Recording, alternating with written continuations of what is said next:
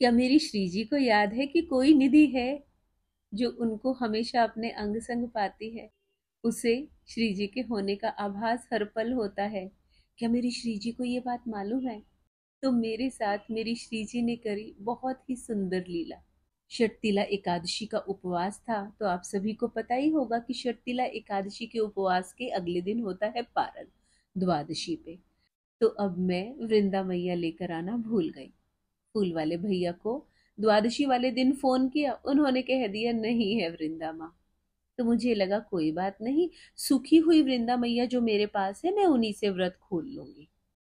पहले मेरे पास वृंदा मैया बहुत सारी थी, पर बीच में जब मैं न्यू ईयर के आसपास अपने घर गई, मतलब दिल्ली गई, तो वृंदा मैया सूख गई थी सारी।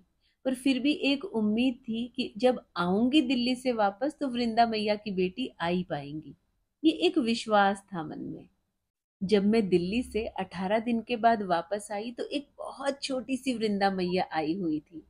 बहुत अच्छा लगा कि श्री जी ने मेरी सुनी।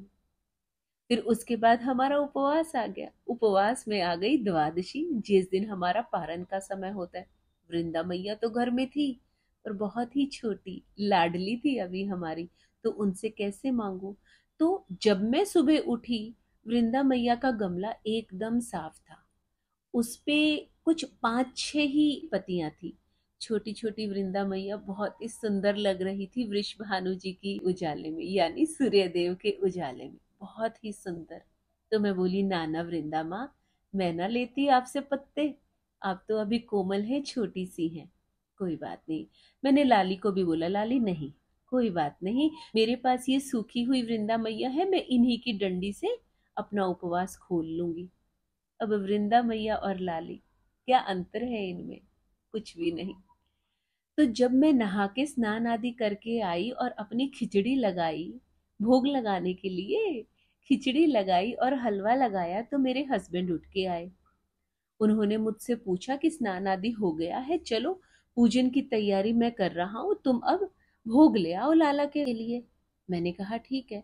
तो मैंने कहा आज वृंदा मैया तो नहीं है, फूल वाले भैया ने बोला मेरे पास नहीं है, तो ये सूखी वाली वृंदा मैया से आज मुझे उपवास खोलना है। बोले कोई बात, जैसे तुम्हारी लाडो की इच्छा। ठीक है। तो अब जैसे ही वो मंदिर में आए, तो मंदिर के पास ही हमारा वृंदा मैया वाला गमला रखा हुआ है। तो उन्होंने मुझे एकदम आवाज लगाई, और बड़ी हैरानी से आवाज लगाई। तो मैं हैरान, क्या हुआ भाई, एकदम आवाज लगाई।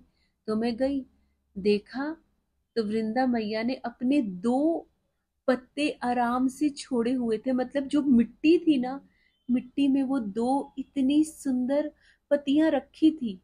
अभी सुबह तो नहीं थी, अब कैसे हो गया?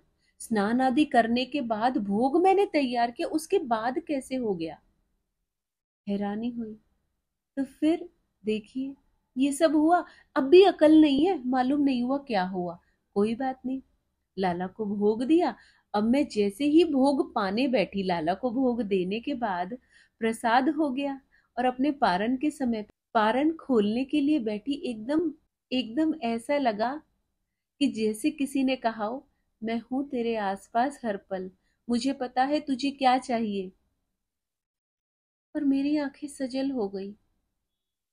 ऐसा लगा मानो श्री जी ने कहा है। शायद हो सकता है भाव ही हो, पर ये भाव पहले तो ना आते थे। पहले तो सोच लेते थे क्या पता अपने आप ही टूट के पत्तियां गिर गई हो, बूढ़ी हो रही हो। पर जब श्री जी ने मुझे ऐसा आभास दिया अपने होने का अंग संग, कि तू भूल सकती है तेरी आवश्यकताएं, पर मैं हर पल याद रखती हूँ, तो ऐसा लगा मानो मैं निहाल हो गई। ऐसा लगा कि मेरी श्री जी मेरे अंग संग है, और इतनी भाव विभोर हो गई, और घर में ऐसा माहौल हो गया मानो एक खुशी की लहर। कान्हा भी बहुत खुश, कान्हा मेरे बेटे का नाम है, और अनुज भी बहुत खुश, अनुज मेरे हस्बैंड है। इतने खुश हुए, और इतना इतना इतना हम लोगों ने आभार दिया हमारे ठाकुर जी का, हमारी श्री जी का, कि आप हमारे साथ हैं। इतनी छोटी सी बात भी आपको सहन नहीं हुई कि पारण ऐसे कैसे ये ले। तो इतना सुंदर अनुभव, इतनी सुंदर लीला, कि मेरी श्री जी मेरे अंग संग है। मैंने तो ये बात सिर्फ मन में ही सोची थी, पर उन्होंने किस तरह मेरे मन की बात को सुन के भी मुझे दिखा दिया, तेरी आवश्यकताएं मैं जानती हूँ, मैं तेरे हर पल साथ हूँ। तो जब हम स्वयं को छोड़कर ईश्वर की भक्ति में लग जाते हैं, अपने धर्म और अपने कर्म दोनों को ईमानदारी से करते हैं, तो ईश्वर भी सब चीजों से पहले हमारी आवश्यकताएं देखता है, छोटी से छोटी हो या बड़ी से बड़ी। दुख में कभी दुखी ना हो, सुख में तो हमेशा ईश्वर साथ है, और दुख में ईश्वर आपसे आगे है। हमारी श्री जी इतनी भोली है कि उन्हें ये भी सहन नहीं हुआ कि मैं डंडी से अपना, जो वृंदा मैया की डंडी थी, उससे व्रत खोलूं। देखिए किस तरह उन्होंने लीला की। सुबह कुछ भी नहीं, और सिर्फ स्नान आदि के बाद ऐसा हो गया। बात भले ही छोटी सी हो, पर मैं बहुत खुश हुई कि मेरी लाडली जो सरकार मुझे सुन रही है और मेरे अंग संग है। मुझे इतनी औकात दी है कि मैं उनका नाम दिल से ले पाती हूँ, उनका नाम जाप आत्मा से कर पाती हूँ। ये सब औकात उन्होंने मुझे दी है।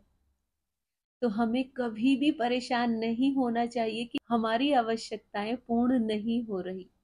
सारी आवश्यकताएं समय पे पूर्ण हो जाएंगी। आप सिर्फ अपने धर्म पे रहिए और अपना कर्म पूरी ईमानदारी से करते रहिए। राधे राधे।